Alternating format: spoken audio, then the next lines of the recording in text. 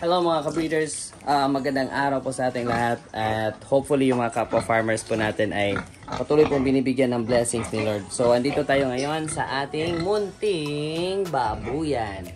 Ayan, so ang gagawin natin sa araw na ito ay pagpapatuloy nating gawin yung bubong na ating munting piggery. So good thing dumating na yung mga materyales natin. So most likely today, which is a Sunday, wala tayong pasok. Tatapusin ko ngayon yung paglagay ng mga bubong. Ayan, so ito yung mga dumalaga natin. Ayan, lapit na sila maglandi. Tapos, ito naman, ayan, malapit na silang iwalay. So, yung baboy natin sa kabila, nandun, si Dindin, naiwalay na natin yung mga anak niya. So, currently, nandun sila sa maliit natin na kulungan. Ang problema ko ngayon ay, dahil in the next 2 weeks na lang siguro, itong mga bake na to ay iwawalay na natin. So wala tayong mapaglalagyan kasi yun nga, wala pa nga tayong ibang kulungan na nagawa, diba? Or mapaglalagyan. So dito natin sila ilalagay. So para patuloy po yung trabaho kahit mainit dahil summer na ngayon, lalagyan natin ng bubong. So pag natapos na to, itong mga baboy or mga bake na to ay dito natin ilalagay. Which is hopefully next week, tapos na to. Ayan. So, share ko lang yung video natin sa paggawa natin ng ating bubong ng ating munting piggery.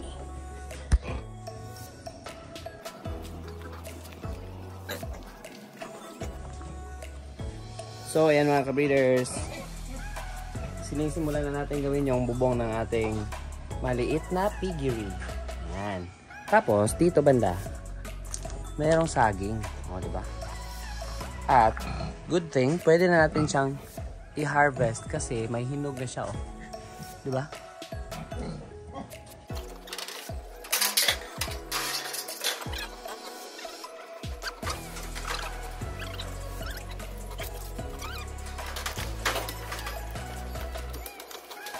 O, ito kung sanggot na ito mga kuan. Kana, di ang bebe. Naing ana lang. Kita just planting aja. Kita just planting. Paano dai? Ay, ito naman ang buwa. Ha? Ah, wala. Ano ko ito nyo ipadawa?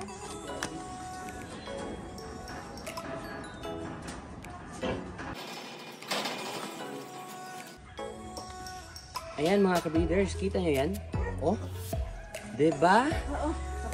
Ang lalaki. Tingnan nyo yung daliri ko, diba? Ang liliit. Pero ito malaki. Ayan. Woo!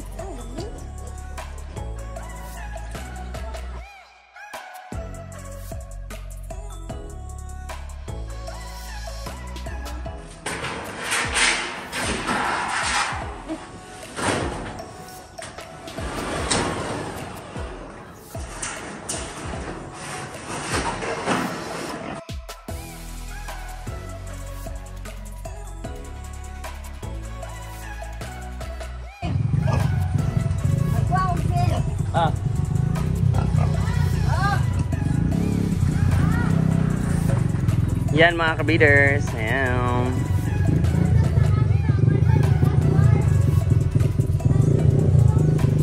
So, grabe. Grabe yung init. So, ayan. Grabe. Grabe yung init mga ka-breeders. So, kailangan natin bumaba. Naka-sleeveless lang tayo eh. Anyways. Cloudy kasi kung nakikita nyo, diba? Ayan.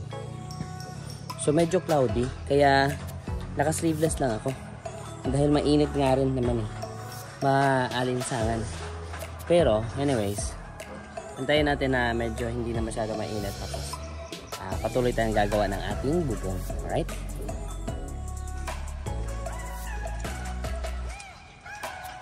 Ayan mga ka-breeders. Almost tapos or malapit na tayo matapos sa kalahati nung bubong. Pero grabe, hindi ko nakayanan yung init. So, kita nyo yung pawis natin. Ganyan. So, hanggang dyan lang muna kasi kukulangin yung corrugated sheets natin na underestimate ko yung quantity. So, ito, papahuli lang natin yan. Importante, ito, hanggang dun ay masarado na natin.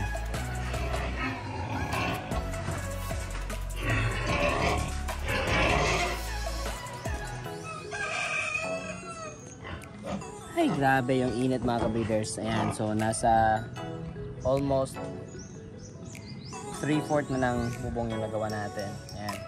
So, konti na lang. Medyo makulimlim, pero may panahon din na mainit. So, it's almost 2 PM, kaya grabe yung init talaga.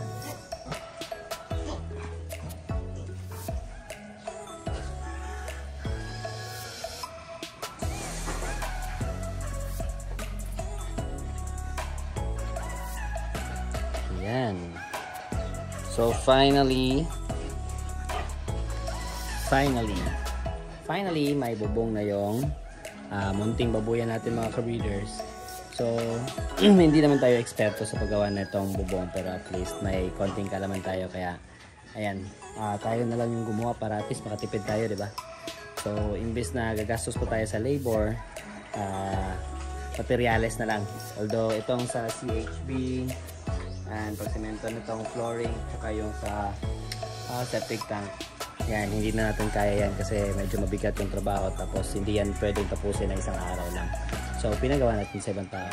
So hopefully we'll be able to upload more videos mga ka-breeders para sa paggawa nitong mga kulungan natin. And so para in the future makikita natin yung bunga ng ating pag-iipon, yung mga investments natin, diba? And so hopefully mga ka-breeders, nag-enjoy po kayo sa video natin sa episode na ito. And so God bless us all, goodbye, and happy breeding!